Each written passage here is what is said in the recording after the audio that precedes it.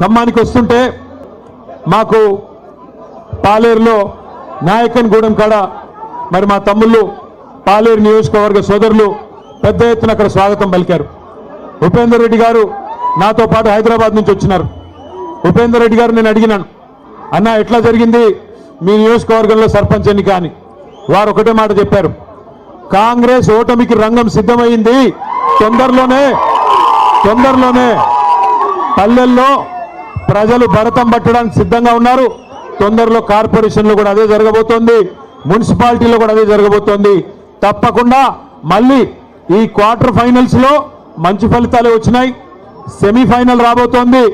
ఆ తర్వాత ఫైనల్లో మాత్రం తిరిగి ఖచ్చితంగా ఖమ్మం జిల్లాలో ఈసారి 7 నుంచి 8 స్థానాలు గెలుచుకొని మళ్ళీ కేసీఆర్ గారు ముఖ్యమంత్రి కాబోతా ఉన్నారని చెప్పి పెద్దలు ఉపేందర్ రెడ్డి గారు చెప్తా ఉన్నారు.